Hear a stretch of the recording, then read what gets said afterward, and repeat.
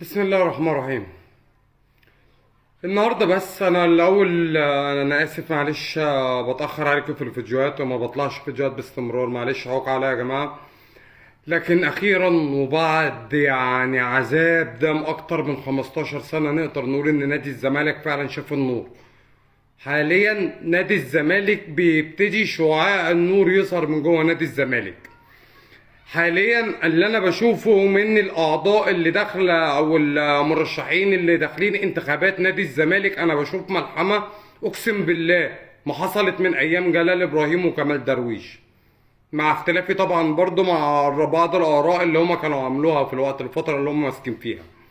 بس اقسم بالله اللي بيحصل جوه نادي الزمالك دلوقتي ما بين احمد سليمان وحسين لبيب وهشام نصر، اقسم بالله ومعاهم ايمن يونس، وفي شاب كده محترم جميل اللي اتكلمت عليه قبل كده والناس قعدت واتريقت عليا في الكومنتات، اللي هو احمد دابس اللي هو من الدعابسه، وقلت شاب محترم وشاب.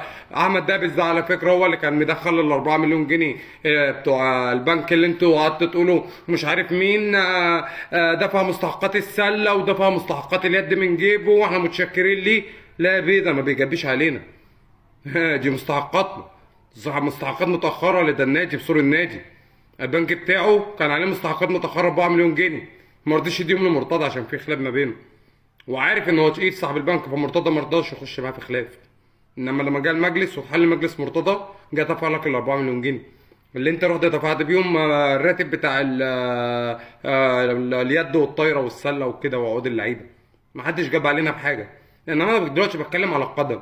اللي بيحصل في انتخابات نادي الزمالك اقسم بالله اقل ما يقال عنه اللي هو ملحمه.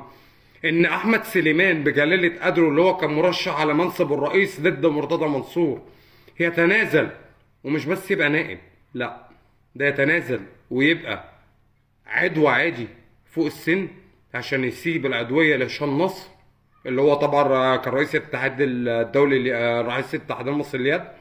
دي ملحمه، دي حاجه ما حصلتش قبل كده في نادي الزمالك. انا كنت نادي الزمالك بيسدوا له من اسكندريه لغايه اسوان يوم الانتخابات من الضرب والسكاكين وبتاع، كنا داخلين مجزره في السمنيه. دلوقتي اللي انا شايفه اقسم بالله حقيقي اللي بيحصل من دلوقتي، الناس اللي نازله في انتخابات نادي الزمالك ملحمه كبيره.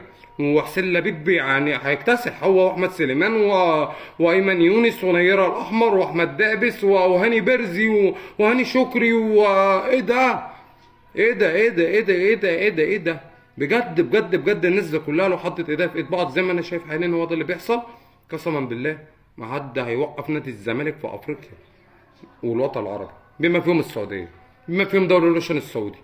لو اي فريق منهم قابل الزمالك في السوبر الزمالك هيكسبه بالناس اللي موجودين دلوقتي في النادي والناس اللي موجودين دلوقتي وقلبهم على النادي، واللي انا شايفه باللي بيحصل جوه النادي وتنازل احمد سليمان اللي كان نازل ضد مرتضى رئيس يتنازل، مش بس يبقى يتنازل عن نائب الرئيس، لا ده اتنازل على نائب الرئيس لهشام نصر وهو بقى عيده فوق السن مع هاني شكري وهاني برزي واحمد دابس ونيره الاحمر ولسه في عدوين كمان.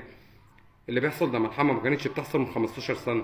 لاول مره بقول لجمهور الزمالك افرحوا بناديكم وافرحوا بالرموز اللي موجوده حاليا، لان اللي بيحصل دلوقتي خلي بالكم دي في حاجات بتترتب على حاجات.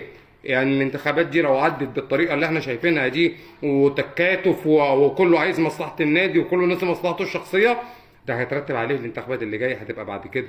عشان تبقى عارف دي سلالم بتترتب فوق بعض.